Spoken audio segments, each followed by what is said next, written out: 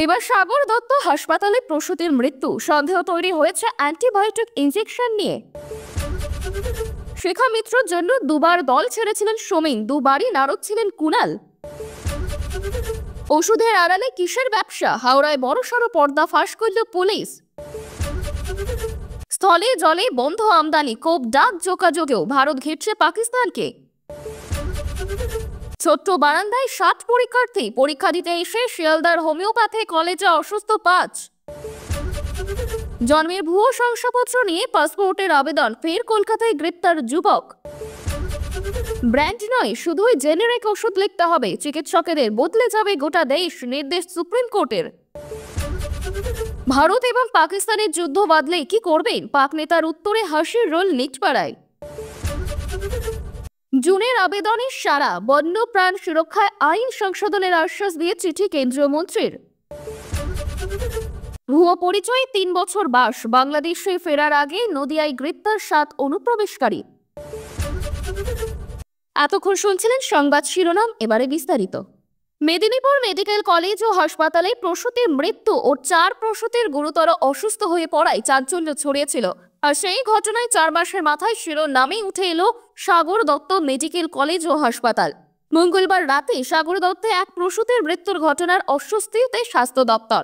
অভিযোগ, রোববার ও সোমবার সিজারের পর একটি ইনজেকশনের কারণে 11 জন প্রসূতি গুরুতর অসুস্থ হয়ে পড়েন, যাদের মধ্যে মঙ্গলবার বিকেলে আইসিসিইউতে স্থানান্তর করতে হয় পম্পা সরকার নামে এক প্রসূতিকে, যিনি ওই রাতে হাসপাতালে মারা যান। 35 বছর বয়সী পম্পা নিমতার বাসিন্দা। কোনো রকম দেরি না করে অ্যামিকাসিনের পুরো ব্যাচের ওষুধই বাতিল করা হচ্ছে। অন্যদিকে হাসপাতালের সুপার সুজয় মিশ্রের নেতৃত্বে ইতিমধ্যে 7 সদস্যের অভ্যন্তরীণ তদন্ত কমিটিও গঠন করা হয়েছে। তবে চিকিৎসকেদের একাংশই অভিযোগ তুলছেন, এমন হলে কেন মৃত প্রসূতির দেহের ময়না তদন্ত করা হলো না। স্বাস্থ্য কর্তাদের কথায়, মৃতের পরিবারের তরফেই যেহেতু ময়না তদন্তের দাবি করা হয়নি, তাই এমনই তাদের হাতে তুলে দেয়া হলো তার দেহ। তাছাড়া পম্পার অস্বাভাবিক মৃত্যুও হয়নি। অন্যদিকে স্বাস্থ্য সচিব নারায়ণ স্বরূপ নিগম আশ্বস্ত করে জানিয়েছেন, বাকি প্রসূতিরা আপাতত সুস্থই আছেন, নতুন করে কোনো সমস্যা দেখা দেয়নি। রাজনীতিতে অনেক সময় ঘটমান বর্তমানের সঙ্গে অতীতের মিল খোঁজার চেষ্টা হয়। সব সময় যে হুবহু মিল খুঁজে পাওয়া যায় তা নয়। তবু নতুন ঘটনা প্রসঙ্গে পুরনো কিছু কথা চলেই আসে। মমতা বন্দ্যোপাধ্যায়ের আমন্ত্রণে দীঘায় গিয়েছিলেন দিলীপ ঘোষ। তার জগন্নাথ দর্শনকে কেন্দ্র করে যে বিতর্ক জল্পনা তৈরি হয়েছে, তাও যেন উস্কে দিচ্ছে অতীতের স্মৃতি। কেউ কেউ এও অনুমান করছেন, দিলীপ হয়তো দলও ছেড়ে দিতে পারেন। দলের সহকর্মী রিঙ্কু মজুমদারকে সদ্য বিয়ে করেছেন দিলীপ। 60 পেরিয়ে এভাবেই 7 পাকে বাধা পড়ার সময় সৌমেন মিত্র, প্রিয়রঞ্জন দাসমুন্সির সঙ্গে তাকে তুলনা করা শুরু হয়েছিল, কারণ সৌমেন প্রিয় বেশি বয়সে বিয়ে করেছিলেন। এখন দিলীপের দল বদলের সম্ভাবনা নিয়ে ঘুড়ি ওড়ানো শুরু হতেই শিখা মিত্রর কথা উঠে আসছে রাজনীতির চর্চায়। গত বুধবার দিলীপ ঘোষ যখন দীঘার জগন্নাথ মন্দির দর্শন করছেন, তখন গর্ভগৃহে তার পিছনেই ছিলেন কুণাল। মোবাইলে ক্যামেরা বের করে দিলীপের পটাপট ছবিও তুলে রাখলেন কুণাল ঘোষ। সেদিক থেকে সোমেনের পর্ব থেকে দিলীপ কুণাল ঘোষ চরিত্রটি কিন্তু কনস্ট্যান্ট। কুণাল ঘোষ অবশ্য এদিন বলেন, এটা বাজে কথা। সোমেন মিত্র 2009 সালে মন্ত্রী হতে চাননি, দিদি তাকে প্রতিমন্ত্রী করার প্রস্তাব দিয়েছিলেন। সোমেন সেই প্রস্তাব ফিরিয়ে দিয়ে দলের জন্য কাজ করার কথা বলেন। প্রিয় দর্শক, আপনি কোন জেলা থেকে আমাদের ভিডিওটি দেখছেন কমেন্ট করে জানাবেন। আজকের ভিডিওতে 300 লাইক ও 100 সাবস্ক্রাইবার টার্গেট করছি। যদি এখনো সাবস্ক্রাইব না করে থাকেন, দয়া করে এক্ষুনি সাবস্ক্রাইব করে নিন এবং নিয়মিত আপডেট পেতে আমাদের চ্যানেলটি ফলো করুন। ফিরে আসছে পরবর্তী খবরে। এদিন দুপুরে হাওড়ার একটি ওষুধ দোকানে হানা দিল পুলিশ। ওষুধ দোকানের আড়ালে নিষিদ্ধ কফ সিরাপ ও বিভিন্ন বেআইনি ট্যাবলেট বিক্রি করার অভিযোগ ছিল। গোলাবাড়ি থানার পুলিশ মুখরাম ক্যানোরিয়া রোডের ঘটনা। বিষয়টি প্রকাশ্যে আসতে এলাকায় শোরগোল তৈরি হয়। ভিড় জমান এলাকার বাসিন্দারা। সুনির্দিষ্ট অভিযোগের ভিত্তিতে দোকানের 2 মালিককে আটক করেছে পুলিশ। সূত্রের খবর, নিষিদ্ধ ও বেআইনি ওষুধের পাশাপাশি জাল ওষুধ বিক্রির অভিযোগও রয়েছে সংশ্লিষ্ট ওষুধ দোকানের বিরুদ্ধে। পুলিশ সূত্রের খবর, সংশ্লিষ্ট দোকানের বিরুদ্ধে দীর্ঘদিন ধরে বেআইনি ওষুধ বিক্রির অভিযোগ ছিল। তদন্তে নেমে এ ব্যাপারে একাধিক তথ্য পান তদন্তকারীরা। এরপরে এদিন সেখানে তল্লাশি চালান পুলিশের কর্তারা। সূত্রের খবর, চলতি বছরে জানুয়ারি মাসে একটি অভিযানে 10 লক্ষ টাকার জাল ওষুধের সন্ধান মিলেছিল। তারপরে সেই সূত্র ধরে গোপনে তদন্ত চালানো হচ্ছিল। সেই সূত্রে প্রথমে হাওড়া, পরে কালুটোলা স্ট্রিট থেকে প্রচুর জাল ওষুধ বাজেয়াপ্ত করেছিলেন তদন্তকারীরা। তারপর কলকাতার কয়েকটি ওষুধের দোকানেও তল্লাশি অভিযান চালানো হয়।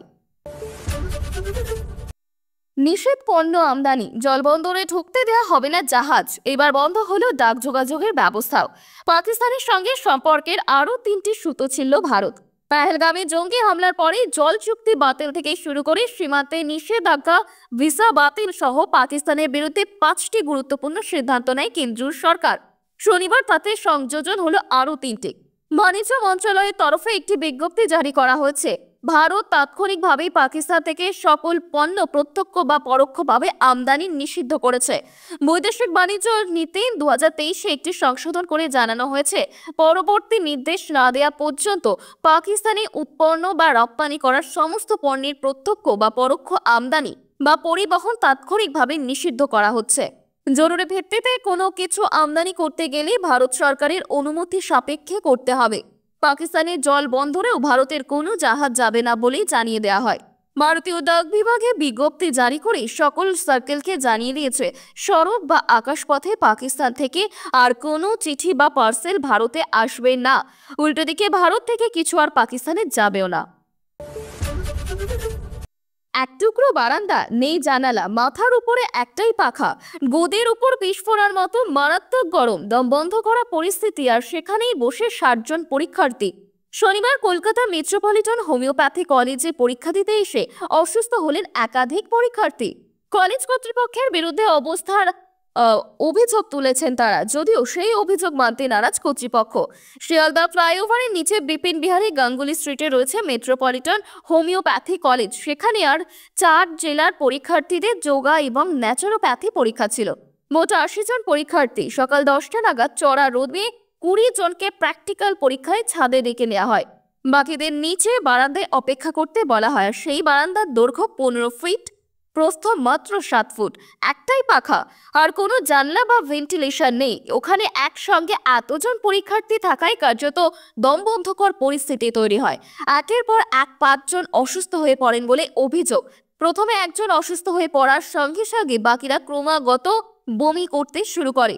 2 জন জ্ঞানও হারান, হাত পা ঠান্ডা হয়ে যায়। এই ঘটনাকে কেন্দ্র করে চাঞ্চল্য ছড়ায়। প্রশ্ন ওঠে কর্তৃপক্ষের আচরণ ঘিরেও। কর্তৃপক্ষের দাবি, পরীক্ষার ভয়ে প্যানিক অ্যাটাক হয়েছে পরীক্ষার্থীদের। পরীক্ষকদের দাবি, ছোট ঘর, একসঙ্গে এত সংখ্যক পরীক্ষার্থী ছিলেন না। এই দাবি সম্পূর্ণ মিথ্যা বলে দাবি করছেন পরীক্ষার্থীরা। জন্মের ভুয়ো শংসাপত্র দিয়ে পাসপোর্টের আবেদন করে কলকাতা পুলিশের সিকিউরিটি কন্ট্রোল অর্গানাইজেশনের হাতে গ্রেপ্তার এক ব্যক্তি। ধৃত মোহাম্মদ আফতাব আলম, রাজাবাগানের বাসিন্দা। জানা গেছে, মালদার মানিকচকের উত্তর চণ্ডীপুর গ্রাম থেকে জন্মের শংসাপত্র ইস্যু হয়েছিল তার। তথ্য যাচাই করতে গিয়েও এসএসসিও জানতে পারে সেই তথ্য সঠিক নয়। আদতেও জন্ম শংসাপত্রটি ভুয়ো। তারপরে আফতাবকে গ্রেপ্তার করা হয়। শনিবার ধৃতকে আদালতে পেশ করা হবে। এদিকে পাসপোর্ট মামলায় ধৃত আজাদ মল্লিকের বিরুদ্ধে আরও একাধিক বিস্ফোরক তথ্য পেয়েছেন তদন্তকারীরা। জানা গিয়েছে, গত 2013 সালে বাংলাদেশ হয়ে ভারতে ঢোকে পাক নাগরিক আজাদ।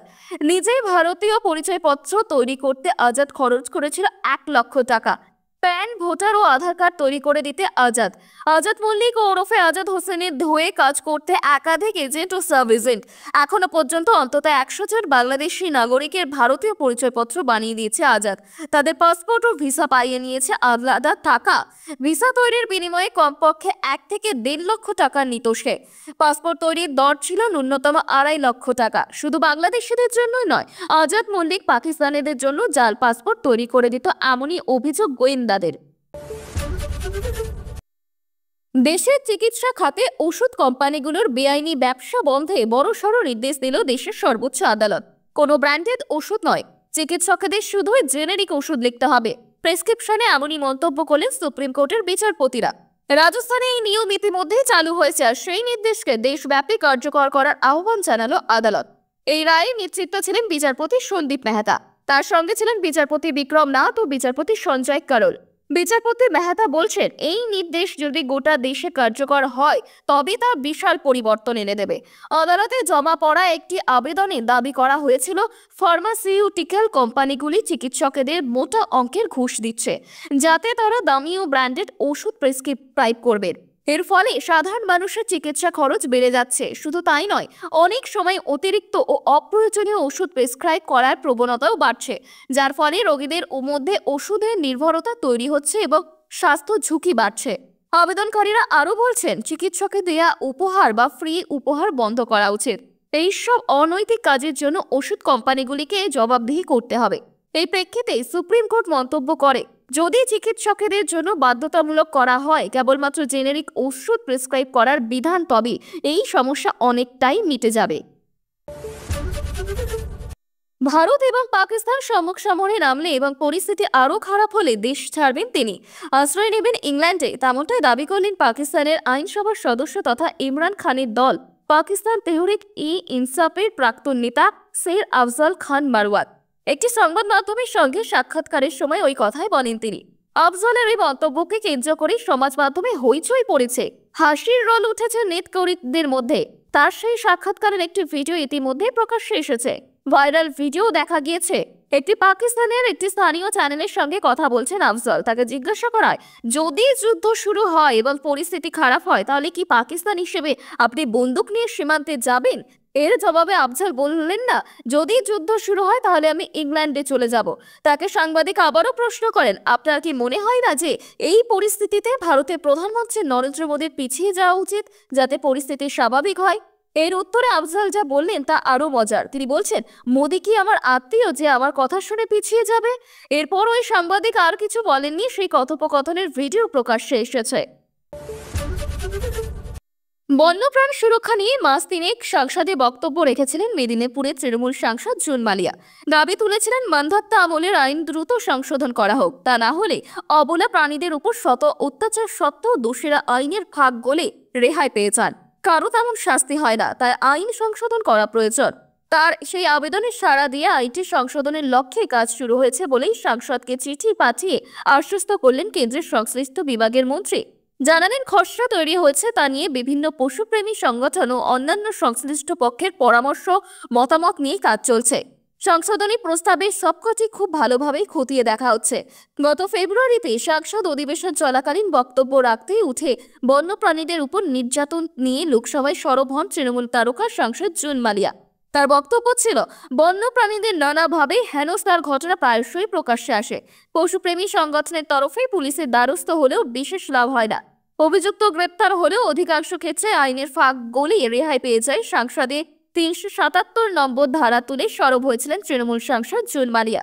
তার কথায়, আমি যত দ্রুত সম্ভব prevention of cruelty to animal বিলে সংশোধন আনার প্রস্তাব রাখছি। উল্লেখ্য, ১৯৬০ সালের পর এই আইনে কোনো পরিবর্তন হয়নি। এমন বহু ধারা আছে যা জামিন অযোগ্য, ফলে অপরাধীরা খুব সহজেই ছাড়া পেয়ে যায়। সংসদের জুনে সেই বক্তব্যের পর কাজ শুরু করে কেন্দ্রীয় প্রাণী সম্পদ বিকাশ মন্ত্রক। বাংলাদেশ সীমান্ত দিয়ে ভারতে অনুপ্রবেশের চেষ্টা বাড়ছে। এই পরিস্থিতিতে ভারতে অনুপ্রবেশকারীদের বিরুদ্ধে বিশেষ অভিযান নদিয়া জেলা পুলিশের। আর সেই অভিযান ধরা পড়ল 7 বাংলাদেশি অনুপ্রবেশকারী। নদিয়ার হাঁসখালী থানা এলাকার ঘটনা। সীমান্ত দিয়ে বাংলাদেশিদের অনুপ্রবেশ সাহায্যকারীদের খুঁজতেই তৎপর হয়েছে পুলিশ। পুলিশ সূত্রে খবর, ওই বাংলাদেশিরা 3 বছর আগে বাংলাদেশ সীমান্ত পেরিয়ে অবৈধভাবে ভারতের ভূখণ্ডে প্রবেশ করেছিল। এরপর দালালদের সহযোগিতায় তৈরি করেছিল ভারতীয় নথিপত্র। কাজের খোঁজে ভারতের বিভিন্ন রাজ্য চলে যায়। শনিবার সকালে হাঁসখালী থানার পুলিশ জানতে পারে যে অবৈধভাবে বাংলাদেশ ফিরে যাওয়ার চেষ্টা করছে ওই বাংলাদেশিরা। সীমান্তে পৌঁছানোর আগে হাঁসখালী থানার পুলিশ ওই 7 বাংলাদেশি অনুপ্রবেশকারীকে গ্রেপ্তার করে। ধৃত 7 জনের মধ্যে 3 জন মহিলা, 4 জন পুলিশ। শনিবার ধৃতদের মধ্যে মহিলা রুজু করে নদিয়ার রানাঘাট বিচার বিভাগীয় আদালতে তোলা হয়।